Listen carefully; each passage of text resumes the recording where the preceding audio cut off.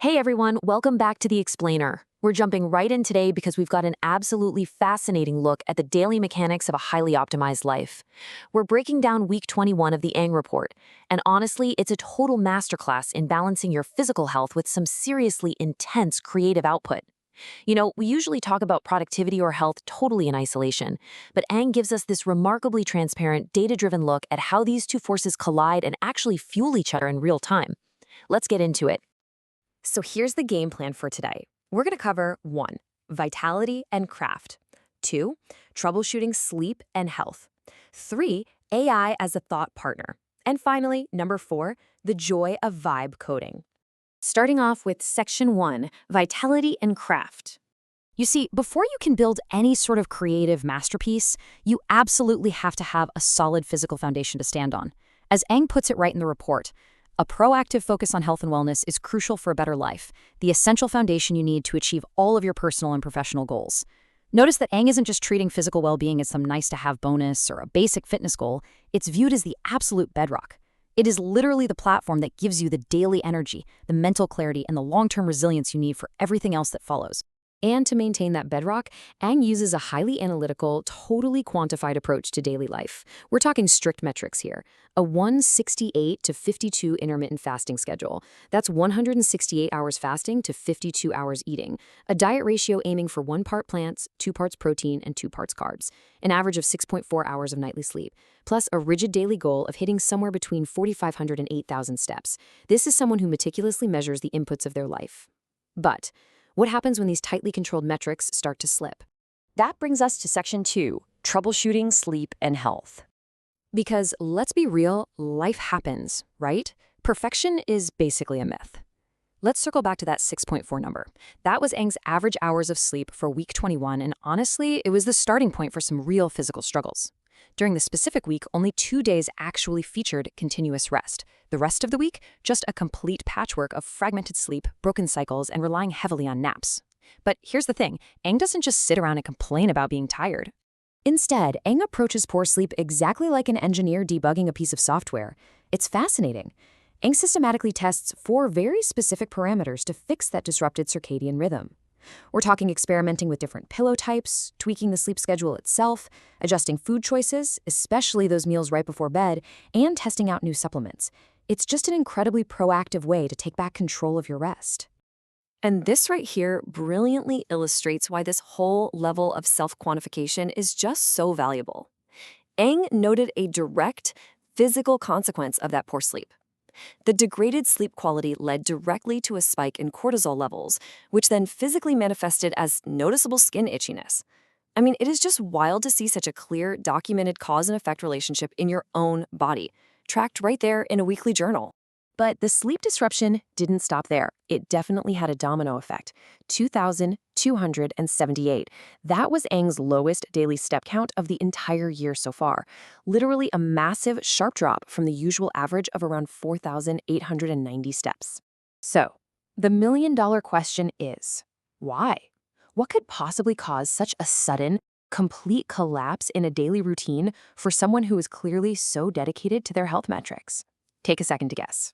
Was it the exhaustion from the bad sleep? Or maybe it was that relapsed knee injury from a few weeks back? Nope. Actually, Ang got completely sidetracked by vibe coding indoors. Ang just got so intensely absorbed in a personal pet project that walking outside fell entirely by the wayside.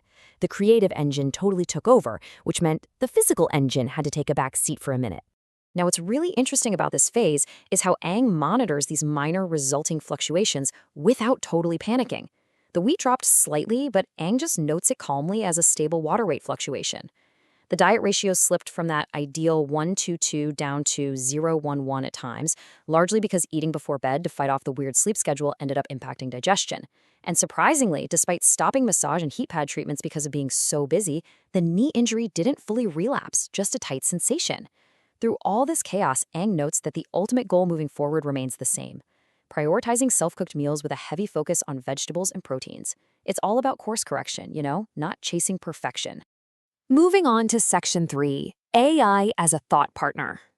This builds perfectly into the second major engine of Ang's life, the creative craft itself. A huge part of that craft is daily writing, but Ang reflects on a major shift in the process this week. The old way involved churning out these posts that started to feel like a monotonous documentation of daily indulgences. It was just getting a bit stale. But the new way, it's all about dynamic collaboration with AI to experiment with rhythms, sentence structures, and vocabulary.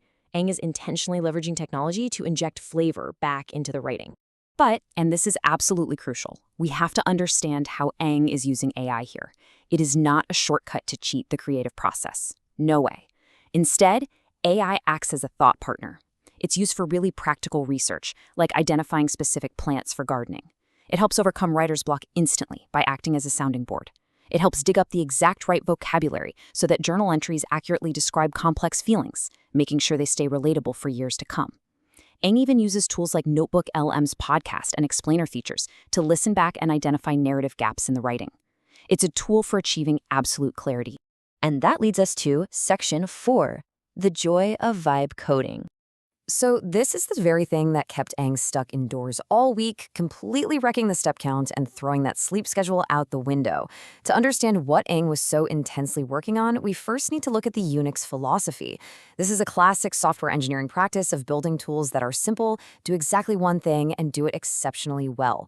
Well, Ang realized this week that a personal long-term Python project had strayed pretty far away from this core philosophy. Yeah, Ang had been piling on new features just for the fun of it, which ended up creating a massive amount of technical debt. So this entire week was dedicated to stripping all that away. Ang actually completely ignored pending pull requests for upstream Elixir dependencies, real responsibilities to the wider coding community, specifically to just stay indoors and clear out this technical debt. The goal was refactoring the code to focus purely on simplicity and core functionality. And this is where we get to the core concept of the week, which I just love, vibe coding. This is writing code purely to experiment, to explore new ideas, and to satisfy your own intellectual curiosity. It's not for a boss, it's not for a deadline.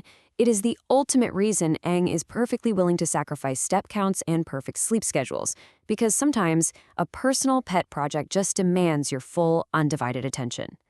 But vibe coding is really just one piece of the puzzle.